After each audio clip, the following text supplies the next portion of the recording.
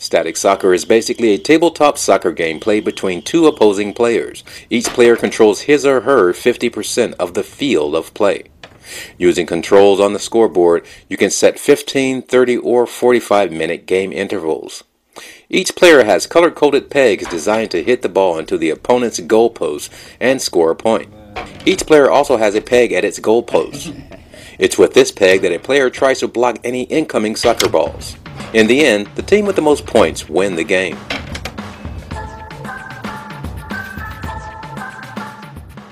To set up your static soccer board game, there are a few things to keep in mind.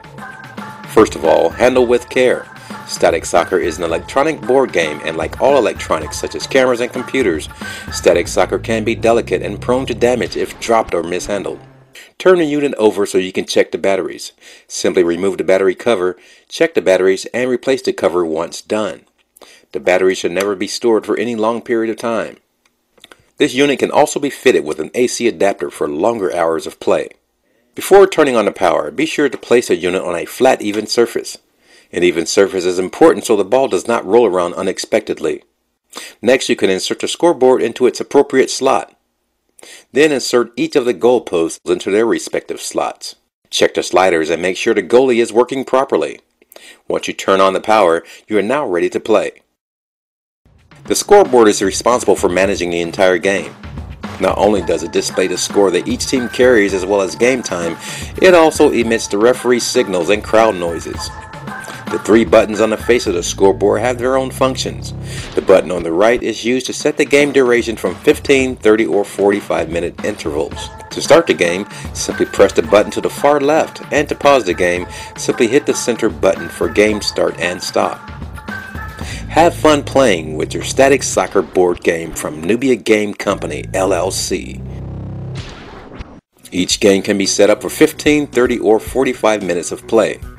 If there's a draw at the end of a game, an additional 15-minute game will be played to decide the winner who holds the most points. It's up to the two players to decide amongst themselves who is going to go first. You can toss a coin to see who goes first, or you can simply make a random choice as to who goes first. The winner of this decision will start the game, and that person will place the ball at the base of his or her centered peg. This is the ball's neutral position before the game starts. Next, locate the start button on the scoreboard to begin each round of play. Once the button is depressed, you will hear a referee's whistle. Next, you will hear a roar of the fans, and finally, you'll hear two more whistles from the referee. At that time, you are ready to start playing the game. The idea of the game is to hit the ball into your opponent's goalpost. Feel free to pass the ball between your pegs to get the best angle for shooting the ball.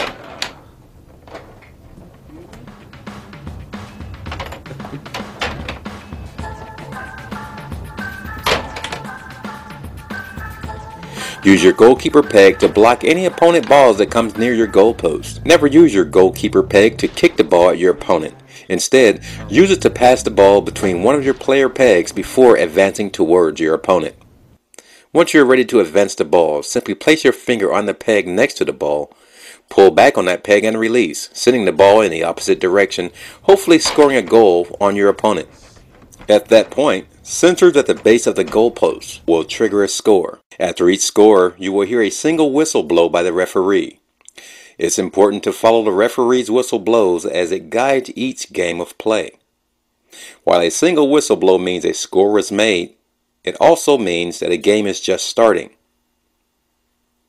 2 whistle blows means you can resume play, and 3 whistle blows means the end of another game has concluded.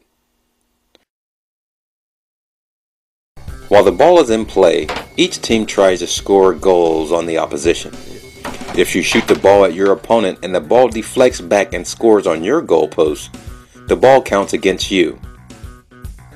If 2 whistle blows come after a ball is blocked by a goalkeeper's peg, the blocking team gets a free kick by using one of the player pegs on each side of the goalpost. If your opponent scores on you and the ball stays between your goalposts, you can do several things to release the ball. First, you can pause the game and manually release the ball by placing it on one of the player pegs at the rear of your lineup next to the goalpost before releasing pause to resume play. Or you can move your goalie back and forth in an effort to free the ball. Lastly, you can just reach your hand in very quickly and remove the ball. The scoring party is responsible of making sure that the ball is removed within 10 seconds to avoid a penalty. If the ball jumps off the table, pause the game, place the ball back on the table and release the pause button to resume play. The player who caused the ball to jump off of the table will turn over possession of the ball. As far as care and maintenance, keep the unit away from moisture and don't store this unit in direct sunlight. Instead, store the unit in a safe, dry place. Keeping the unit in its shipping carton is always a good idea. Make sure you remove the batteries before storing the unit for a long period of time. This prevents any corrosion of the batteries. As far as cleaning the unit, use a damp cloth to wipe the board down. Use a small amount of alcohol to clean the sensors if needed.